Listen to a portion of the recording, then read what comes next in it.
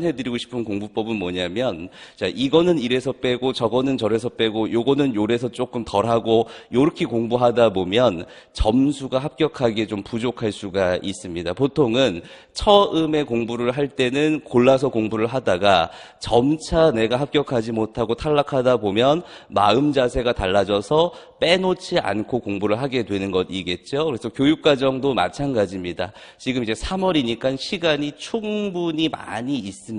아직 하반기가 되기까지 시간이 많기 때문에 그동안 여유를 가지고 조금 더 신경을 써서, 시간 많을 때 신경을 써서 공부를 하는 것이 적합하지 않나 생각이 듭니다. 자, 교육과정의 암기 포인트라고 하는 것을 이제 이야기를 할 수가 있어요. 자, 우선 이제 첫 번째 여러분들이 가서 해야 되는 건 뭐냐면, 암기할 영역을 선정을 해야 됩니다. 처음으로 가서 할 것은 암기 영역을 선정해야 된다. 어디까지 외울 것이냐. 많은 분들이 와가지고 하반기에 질문합니다. 저는 여기서 총론은 보고요, 공통은 보고요, 국어는 보고요, 수학은 빼고요, 과학은 빼고요, 이럴 건데 어떻습니까? 이렇게 이제 이야기를 하는데, 제가 추천해 드리는 것은 그렇게 빼기보다는, 과목으로 빼기보다는 각각의 과목별로 중요한 내용이 있고 중요하지 않은 내용이 있을 수가 있습니다. 그래서 어떤 거는 성격은 뺀다, 어떤 거는 내용체계는 뺀다, 어떤 거는 이거는 넣는다, 이런 식으로 서로 선정하는 것이 좋지 않느냐. 그래서 출제된 것을 위주로 공부를 하되 중요하다고 판단되는 것들은 반드시 포함시켜가지고 공부하는 것이 맞지 않는가, 이렇게 생각이 들고요. 오늘 제가 이제 그런 내용을 위주로 쭉 설명을 해드릴까 합니다. 그래서 제일 먼저 집에 가서 해야 될 것은 암기 영역을 선정하는 것이다 라고 하는 것, 암기 영역을 선정하는 것이다 라고 하는 것. 물론 이건 당장 하지 않아도 됩니다. 시간이 좀 지나서 해도 상관은 없을 것입니다. 그래서 암기 영역을 선정하고요. 자, 두 번째로는 외울 때 보통 이제 빈칸 넣기 한단 말이에요. 빈칸 넣기 하지 말고 날 것 그대로 암기하라라고 하는 얘기를 하고 싶어요.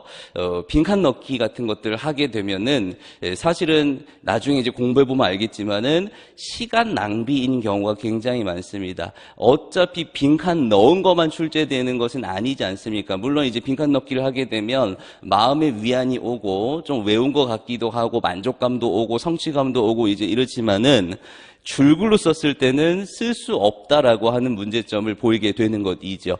어차피 최종적으로는 줄글로 외워야 될 거 처음부터 날 것 그대로의 줄글로 외우자, 이렇게 얘기를 하고 싶습니다.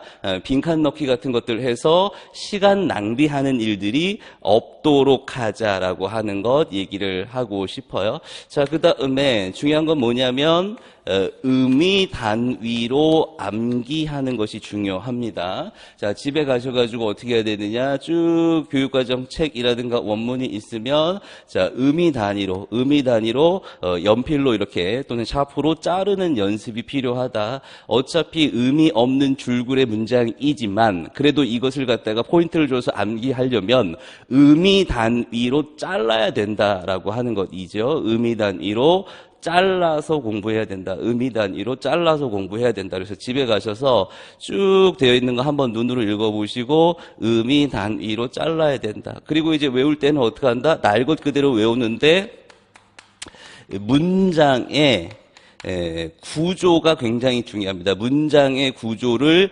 이해하고 그 문장의 핵심 단어가 무엇인지 이해하는 것이 중요하더라라고 하는 거. 자, 의미 단위로 끊으려면 이 문장의 구조를 좀 이해를 해야 됩니다. 그래서 자, 이 문장을 보니까 A, B, A의 구조로 되어 있구나. 자, 여기에서는 A라는 키워드가 핵심 키워드고 B라는 것이 핵심 키워드고 C라는 것이 핵심 키워드다, 이렇게 얘기를 해야겠죠. 자, 암기할 때는 어떻게 외웁니까? 쭉 그냥 한 문장을 그대로 쓰는 것이 아니라 여기 세 개의 구조로 되어 있다면 첫 번째 구조를 쓰고 두 번째 구조를 쓰고 세 번째 구조를 쓰고 A, B, C의 핵심 단어가 있었구나라고 암기를 해야 되는 것이겠죠.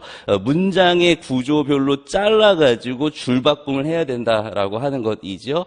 자, 이게 왜 필요하냐? 그러니까 이런 것입니다. 결국에는 굉장히 희미한 것들을 외워야 되는 것인데 이 희미한 것들을 외울 때는 결국에는 어떻게 할 수밖에 없습니까?